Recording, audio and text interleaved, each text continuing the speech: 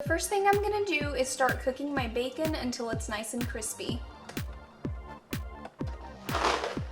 Here's the pasta that we're gonna be using. I know it's rotini and the recipe says seafood mac and cheese, but I really like rotini better because the little spirals hold together all the sauce and I just like it better. It makes it taste a little bit better. So you're welcome to use any pasta that you like. I'm gonna add a generous amount of salt.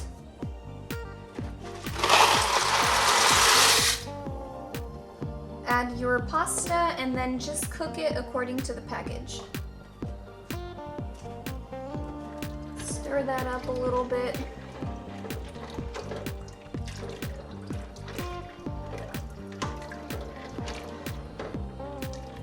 So we're gonna put crumbled bacon in it. So you're gonna chop it however you like. I mean, it's a little crumbly.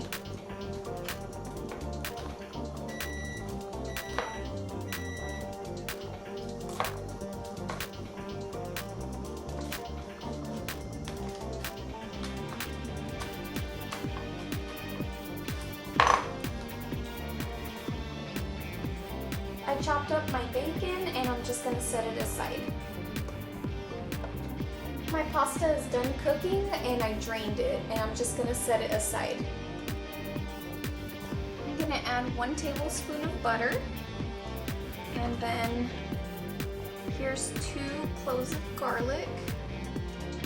It's totally stuck to my little bowl here. Alright. You can defrost your shrimp. I didn't do it, but it's okay.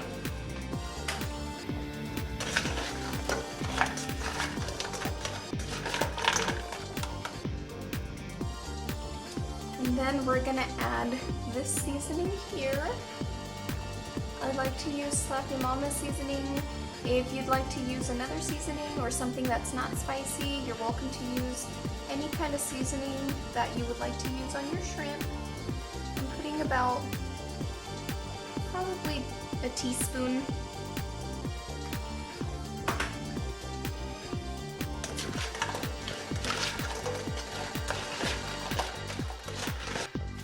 I'm going to add imitation crab meat. You're welcome to use real crab or any other seafood that you would like. I really like crawfish with this as well. Or you can use the crab that comes in a can. Any kind of seafood that you would want to add. I'm gonna add more of this Slappy Mama seasoning. Now, when you're using this seasoning, you don't really need to add salt because it already has salt in it, unless you taste it and decide you want more salt. But as of right now, I'm not gonna add any salt. Okay, so here my shrimp turned pink.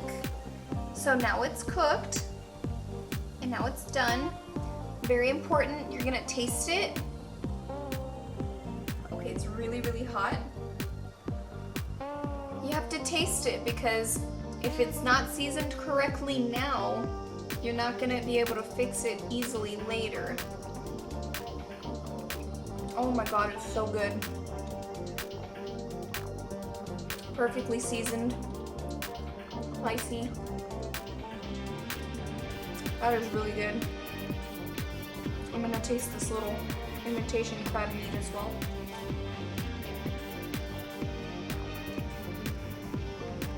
Okay. Yep. We did good. It's perfect now. Okay, so I'm gonna use the same pan because we don't want to dirty a lot of pans.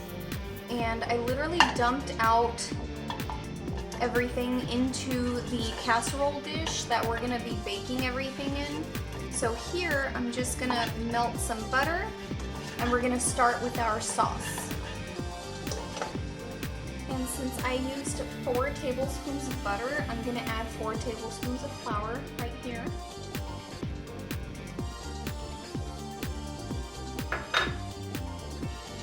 I'm gonna mix that up and cook it down. This doesn't take very long. You just want to cook out some of that flour flavor, but you definitely don't want to burn it. I'm gonna add some more seasoning here. Same one that we've been using.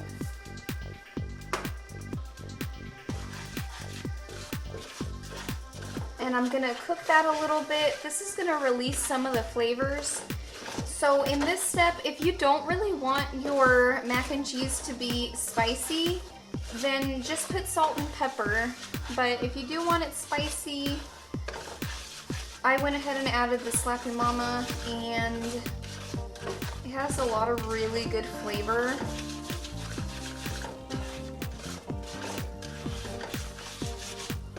We are going to get a chance to taste this in case it needs more. I always start with a little bit, and then later we'll taste it because you can always add. It's more difficult to try and hide the flavors if you over seasoned it. Okay, so this is perfect right here. I'm gonna add some of this heavy whipping cream.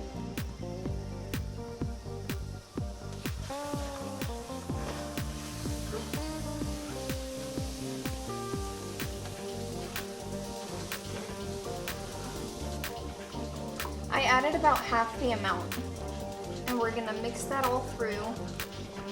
It's really gonna start to thicken up very fast. So go ahead and mix that in really good.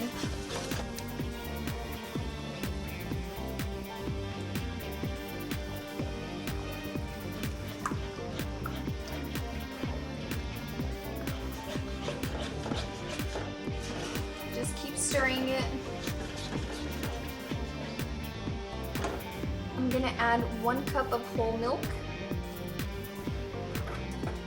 Okay, if you're wondering about the consistency, once it heats up all the way through, like to the point where it almost wants to boil, check how it coats your spoon. It should be a nice even coating like so. If it's a little thinner than that, wait until it starts to boil and you can add more flour. But this should be really perfect right here. It's just like a gravy. Looks just like that. Okay, so now that we've checked that and it's good, we're gonna add the whole pound of this extra sharp cheddar cheese. You're welcome to use the cheese that you like. You can combine cheeses. Pepper jack cheese would be really good here too. I'm only using this cheese here, but you're welcome to use a mixture of cheeses. I'm gonna lower the heat a little bit, and we're just gonna mix that through. Oh, that looks really amazing.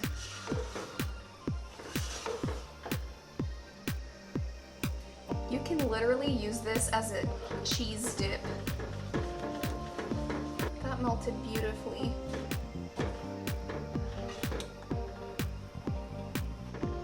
Okay, so depending on the cheese that you use, you might need to, it might thicken up too much. I feel like this is a little bit too thick for my liking, so I am gonna add about 1/2 cup to 3/4 of a cup more of milk.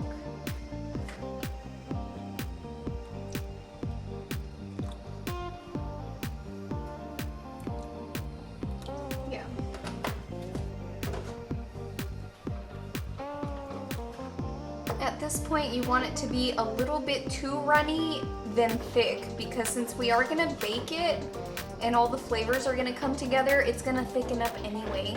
So at this point, it should be just a little bit too runny for your taste, and then it's gonna thicken up. So if you think, ooh, it's too runny, it's just perfect. Okay, so total, I ended up adding almost 2 cups of milk, a little under 2 cups of milk.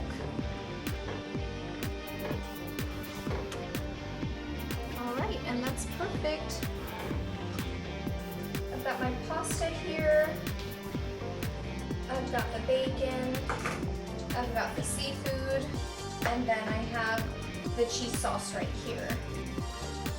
Do not skip this step. You're gonna take a little pasta piece. You're gonna dip it in the cheese. And then you're gonna eat it because you have to check what it tastes like. That was so good. Let's try that again.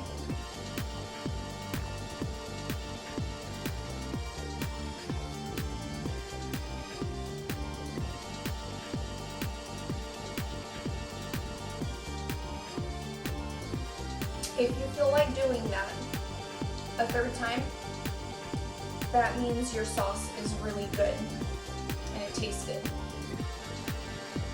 There's no need to butter this if I'm using a non-stick pan, but if your sticks or maybe you're using an aluminum pan, you can butter this. I'm not going to because it doesn't stick. I'm sure of that already. So I'm just gonna dump my pasta in here. I'm gonna add my shrimp. Add up a little bit. It makes it easier if you mix as you go. I'm gonna add my bacon.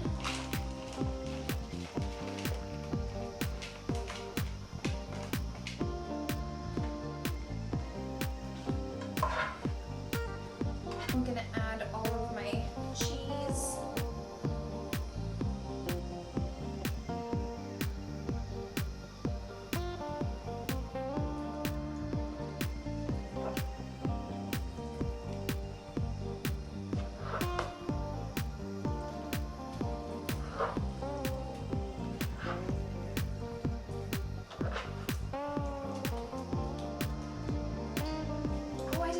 Cheese.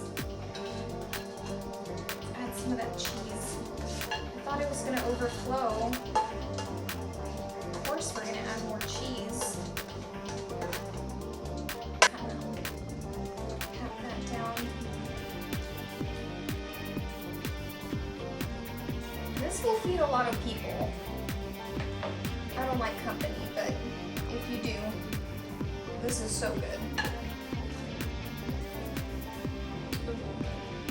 So this is what it looks like.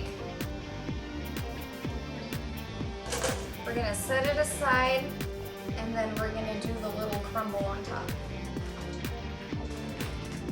Okay, our topping, we're gonna do half a cup of grated Parmesan cheese. I'm just using this one. Dump that in there. I'm supposed to be using half a cup of plain breadcrumbs, but I didn't have enough. That's okay. We're just gonna do about a teaspoon of parsley. I'm gonna mix that up. And then I'm just gonna spread this on top. It's gonna be kind of a thin layer. You can totally add chicken or sausage to this mac and cheese. Anything you want. I'm just adding a little bit of parsley here on top, last thing, because presentation. Into the oven, 350 degrees for about 10 minutes or until you see it start to get golden brown on top. Okay, so I actually ended up baking it 25 minutes. It doesn't brown up too much. You just see like a little bit of browning on the tips here. But it did change color. You want it to look a little bit darker. 25 minutes seems to be really good at 350 degrees. I'm just gonna let it cool down and then we will serve it up. And here it is served up.